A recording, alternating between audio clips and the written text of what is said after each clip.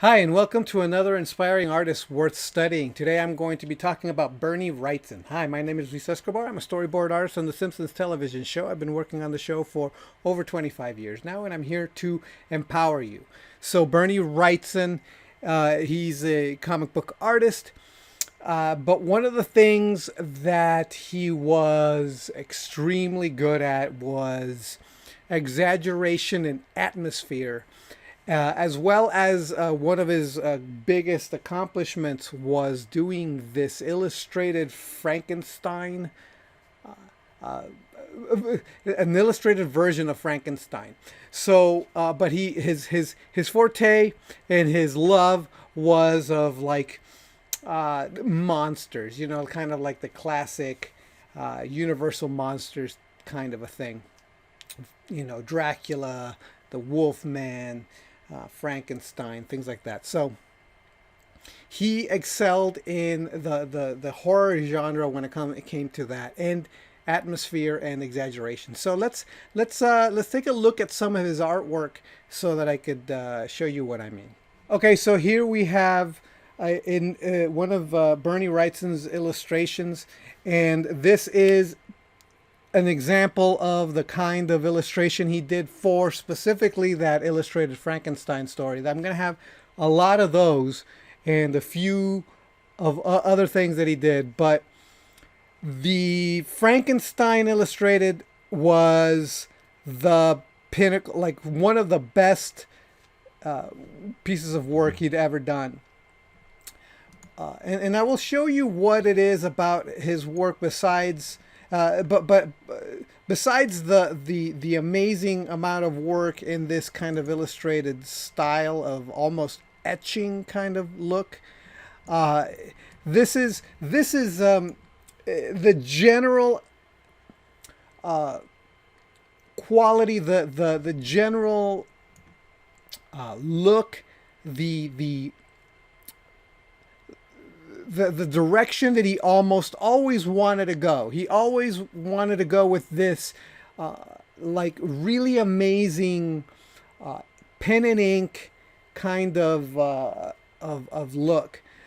This because it not only had the atmosphere he wanted, but it also had the texture, and part of the thing that makes his horror amazing is his ability to place blacks, whites, and midtones together in such a way that it makes his artwork really, really pop. And this is an amazing illustration by the fact that it takes so long to do. It has so much texture. There's a lot of work in it, but the preliminary planning that makes this work is really the key. The reason I know this is because I did a study. I did studies of this Frankenstein work. I actually made copies of it, and I tried to capture the exact line quality. Like, I tried to do as close to a copy as I possibly could, line for line kind of a thing.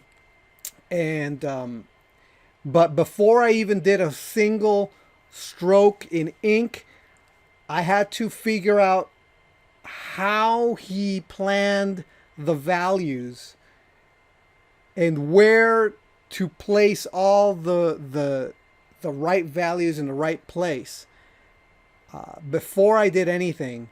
And then I was able to actually do the line work. So having lived through the experience of having done one of these illustrations by copying this guy, I actually learned quite a bit. So if you notice, let me zoom out again. I'm zooming in just to show you all the happy little line work here. But if you notice, we have black mass here. It's just black, right? This is all the darkest area of the picture. This is the darkest area of the picture here. This is the darkest area of the picture. So we've got this. If you squint, you see that there's this giant mass of black here, right? And then here we have, it's all texture, and then we have these lines of white. So then where do we have the white? We have it here, we have it here, here, here, here, here, right? So all of these things, the white is just accents. But the white here is next to a midtone. So back here, this is all midtone. This is all midtone. The skin is all midtone, right? And the darkest dark and the lightest light is right here and right here and right here. So our eyes go to this area, these areas here first, right? And then here, because this is where our eyes go, because this is where the the biggest contrast is between this and this. Here we have like a secondary read, and these white lights are more atmosphere than anything because they're next to a midtone, and so it's all texture. So part of the simplicity of the picture is it's the way that it was illustrated in composed in light in three values, right? Black, the darkest dark, midtone, and then light, right? So midtone, midtone, dark, dark, midtone, and then white. And then we've got these, and then we go in how he made the midtones, right? And even within the midtones, so here we have the form of the body. And the form of the body is here. Every single one of these lines is going across the body. And this is extremely tricky to do. I know because like I said, I copied one of these illustrations. I'll show you the one that I copied.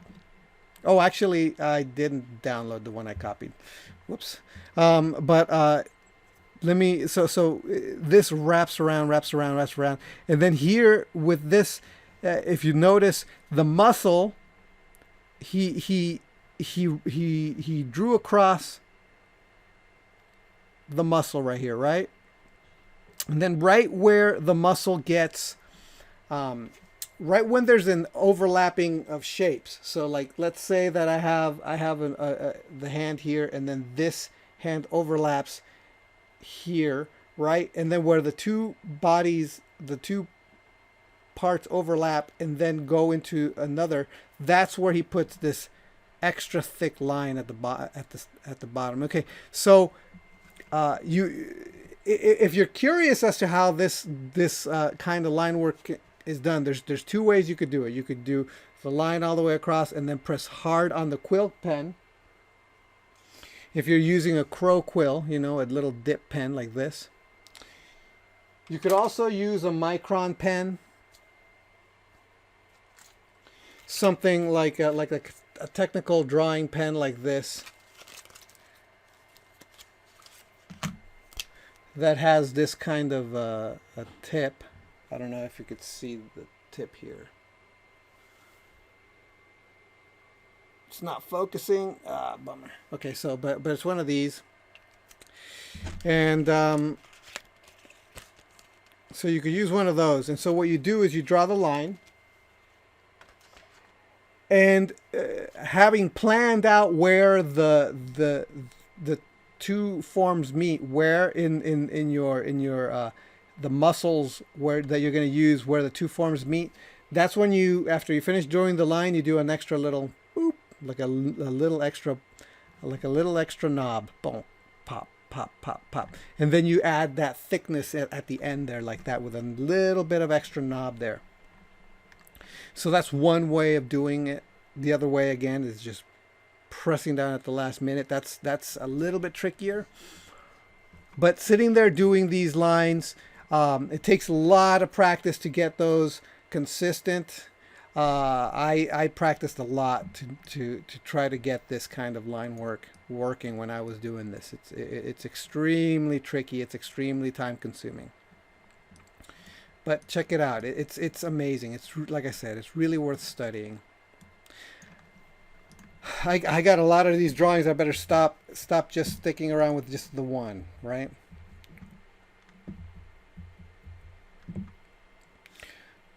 Okay, so here we have a comic book illustration. This is a little bit earlier in his career. So this is what I'm talking about when I say that he's always had this inkling of getting in this kind of direction and going in this kind of illustrated direction. Even when he was just doing regular a comic like this, this is done with brush. Not so much with a crow quill like the other one. This is done with brush. You can the lines are a little bit thicker, they're a little bit looser, they're a little bit freer, but at the same time the exaggeration is still there. But one of the things that I want to make note so that you can really pay attention to this is, again, his use of values. So we've got this here. This is this is the area where it's got the most black and white contrast. Then we've got this, well, the secondary read. This is the foreground element, right? This is like the frame. Here is the place where it's got the most white and black, right? So this is where we're looking at. We're looking at this. So here's white, black, white, black. This is a beautiful little accent here. And then we have like this is a mid-tone, and then there's black again. There's mid-tone. He used zip tone sheets here to do this, so that you can and notice that he did this dark to light thing over here, and then so the idea being that you're focusing on the light sources up here, right? And you're focusing on this, but this all should be part of the background. You shouldn't really be focusing on any of this stuff. You should only be focusing on this, and then this leads into he leads into this. This also is a center of interest because of the way that there's so much light and dark and so much texture, right? So he's just the king of doing this stuff.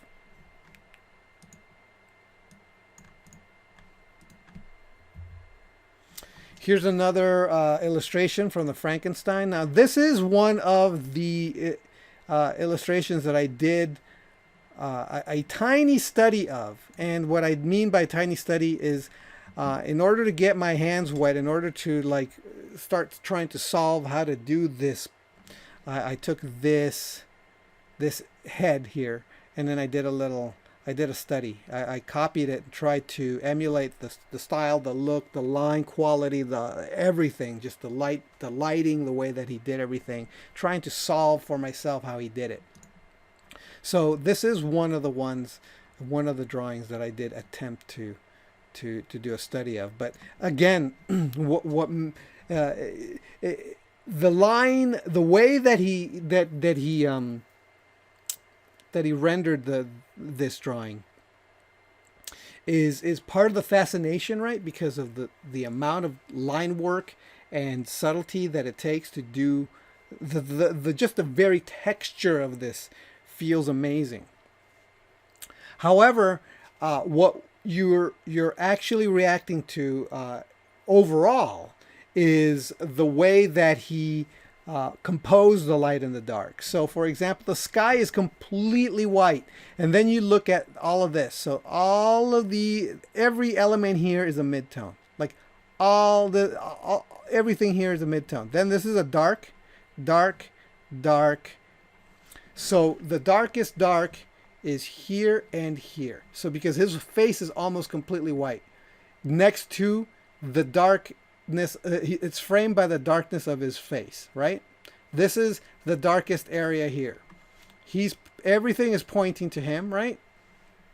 These dark lines are like arrows pointing up to his face. The line work is pointing to him. All the line work is coming across and pointing to him. But here we have the white here, dark, dark, dark, dark. And this is all framing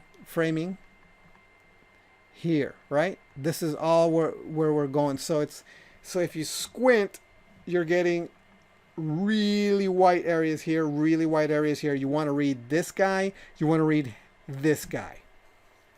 So it's the planning that this is, and the way that he plans the lights and the blacks in here that really sells the final picture, in spite of how he illustrated it, by which I mean the line work, the line that he used to illustrate this is is amazing, but the planning is key. Now, this is a close-up of this. So this enormous drawing, like when I was in high school, I had a friend who decided to copy this picture in art class. It's insane. It's an insane picture. This actually is a really bad reproduction of this picture. In fact, it's extremely grainy. You can't really see how good this. It's kind of, yeah. It's really blurry. On the one hand, and that's, I guess, for the sake of this video is okay, because what it does is it simplifies all the line work. It takes away all the line work so that you can, and all the detail almost, so that you can, and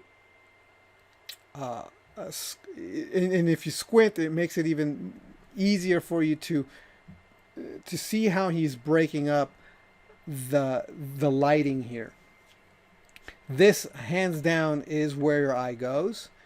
It doesn't matter that there's a bazillion things in here, right? This is where your eye goes immediately. Why? Well, because there's figures there, but because this is the place where it has the least amount of detail. In fact, it's got white. It's just completely white. It's got blacks next to whites, blacks next to extreme whites. This white is extremely white compared to this black. This dark is completely dark compared to these white highlights. This blackness is completely black compared to this white highlight. Everything else here is almost all mid-tone and dark, except for here. This is like the lightest area in the place. Maybe there's a light area here. There's a light area here. So there's small spots of light right here. There also right here, because you kind of want to be able to see this. There's a dead body here. But overall, this is, you could argue that this whole background is just a mid-tone. It's just a gray mid-tone with blacks, right? And gray versus black is not as contrasty as black next to white. So he saved the black and white here, the contrast next to white and black here. That's the greatest area of contrast. And then the rest of this area is mid-tone. And so let's take a closer look in here of this. So just so you could see the beauty of this drawing here.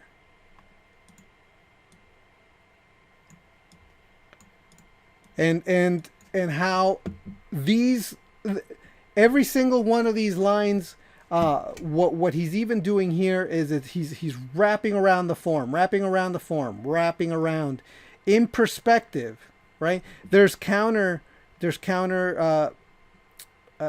Like, for example, here, this is going in the direction of the thrust of the shirt, and then there's these counter lines here to represent folds.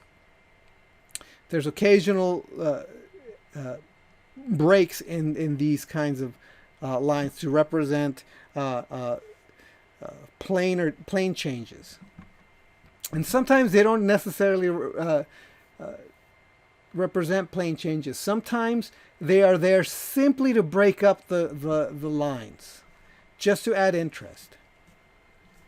But as you can see, for the most part, this stuff wraps around the form to reinforce the three-dimensional aspect of the characters, the direction of the characters, so that they to add more volume to what you're looking at. I found that that's for the most of the time you wanted. He went in the direction across the form. Not always. Sometimes, like I said right here, he went across. He went in the direction of the thrust. But in a lot of these objects, he's actually wrapping the lines around the form to give it volume.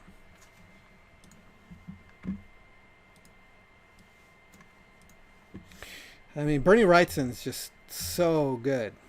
Okay, this is much earlier kind of art, and again, this because it's not super rendered. Not that it doesn't have any rendering in it, it does, and it's beautiful.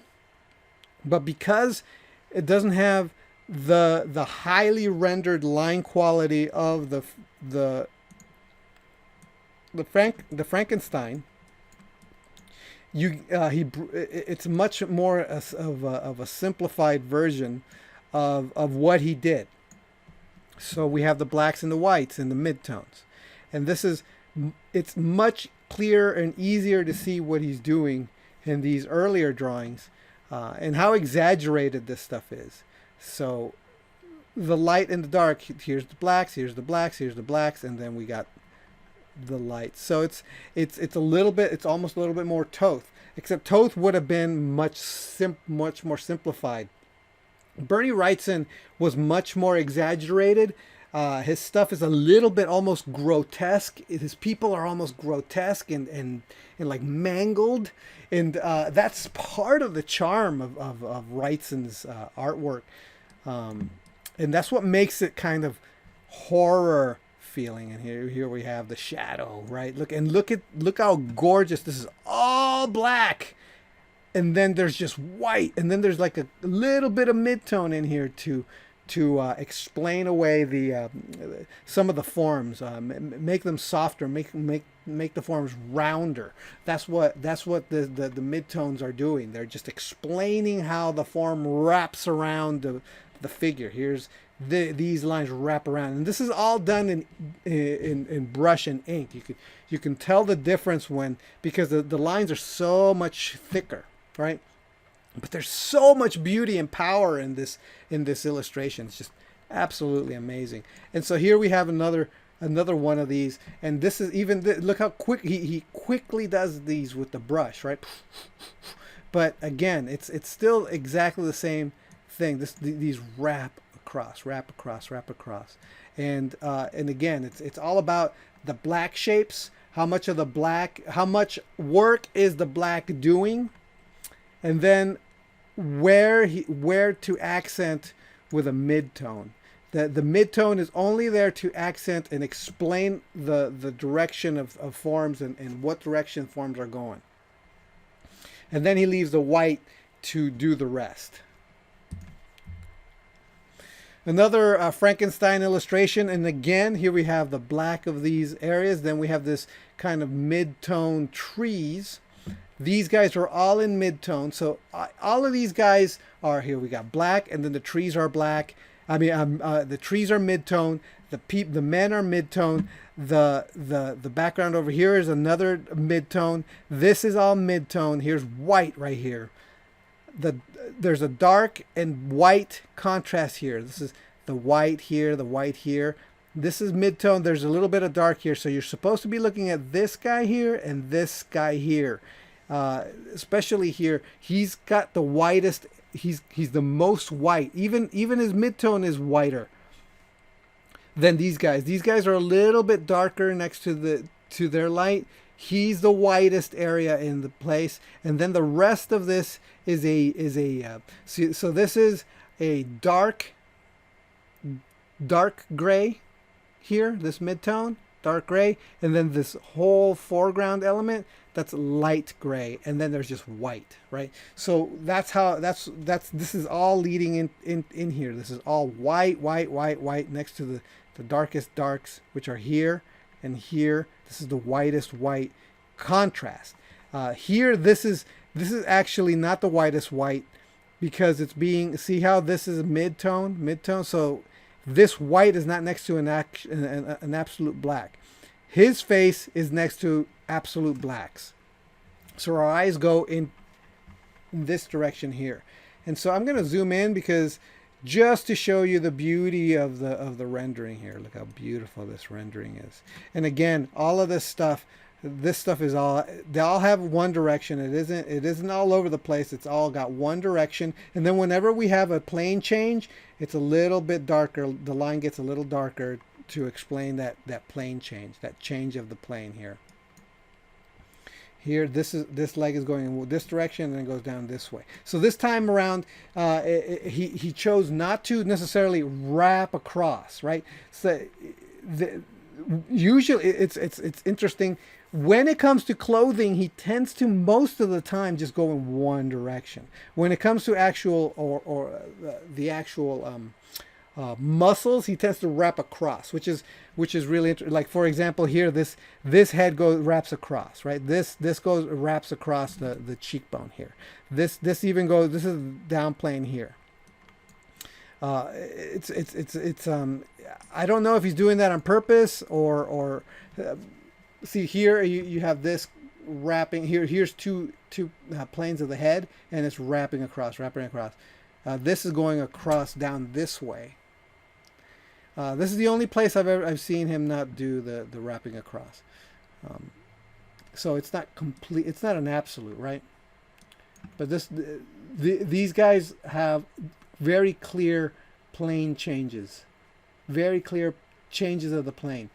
So by plane changes, I mean that a face is made out of you could abstract it into actual cubes and boxes in the face, and that's what he's actually doing. It makes it easy to add value to a head, and so that's what he's done here. He's deliberately made these heads abstract with value changes like that. Another Frankenstein drawing, and this is just, these are amazing. I will show you. I'm going to share with you where you could find these illustrations. But again, it's the contrast between blacks and whites.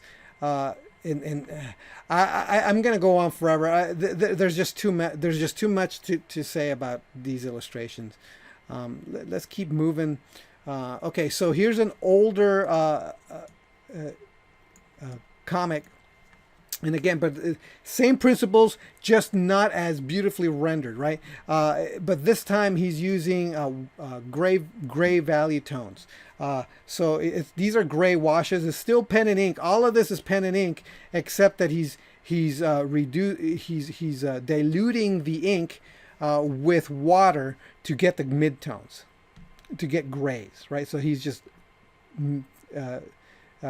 using light grays in here to get the midtones. Instead of using a zip tone, or instead of using lines to get the midtones, he's using diluted ink. It's a little bit more of the watercolory look to it. So very clear, exaggerated stuff, really beautiful black and white. The textures are amazing.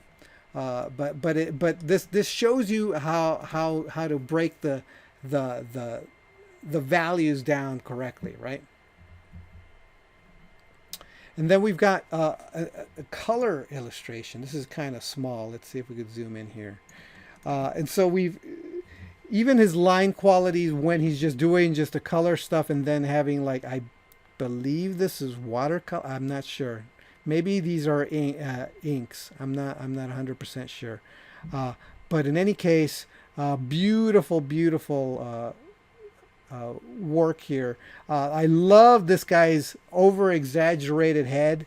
Look how long these characters are. The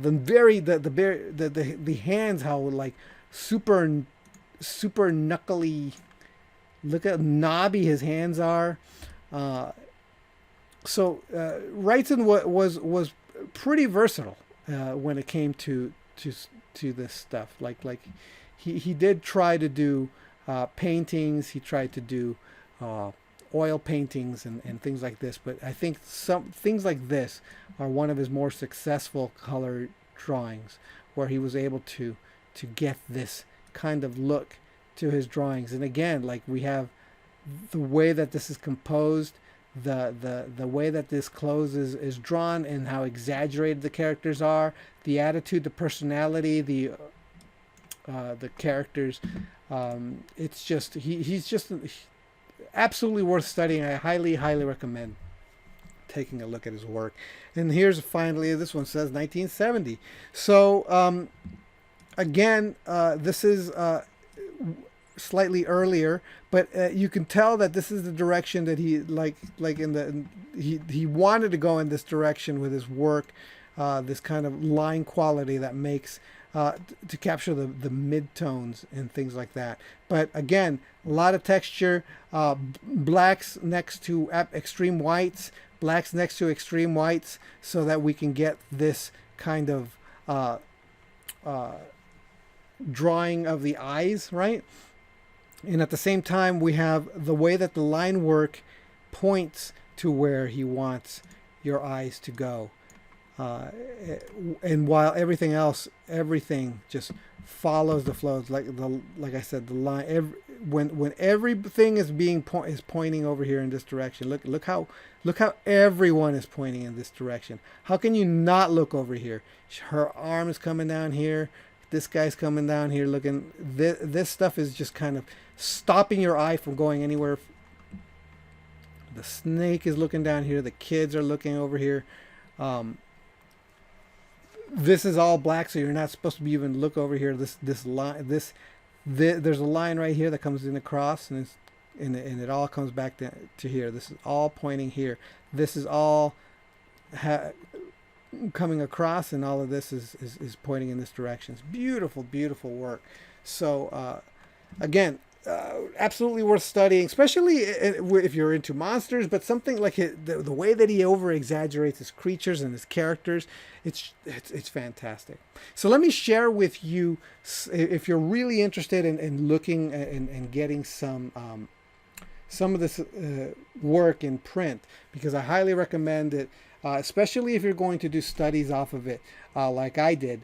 You want to have the print version, not a digital version, because you just never know the quality of the image, whether or not it's going to give you the best reproduction of the image.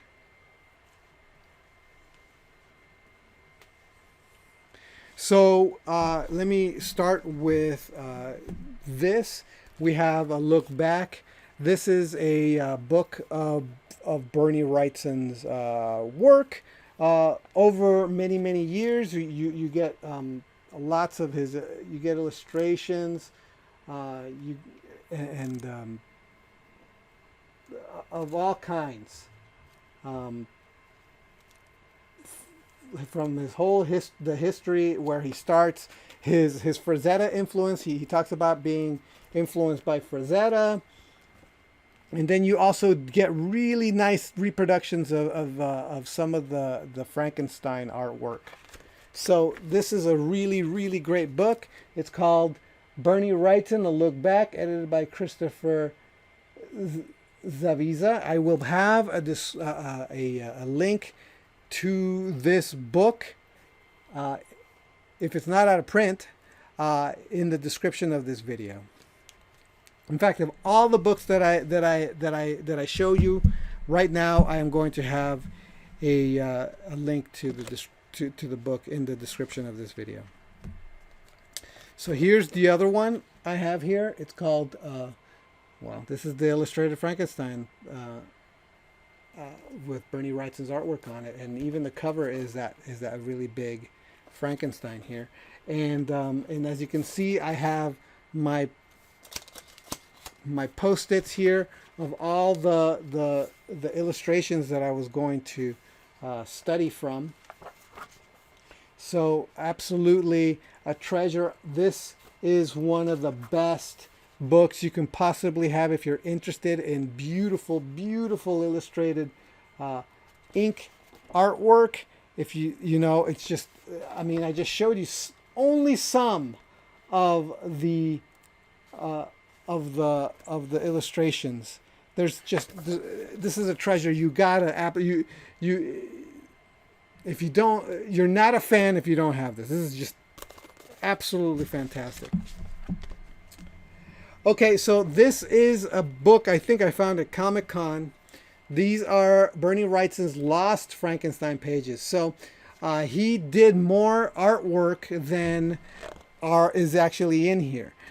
Some of these are the duds, right? These are the ones that he was unhappy with here, and some of the ones that kind of started the idea of how to do it. So not everything that he did made it into the final illustrated book.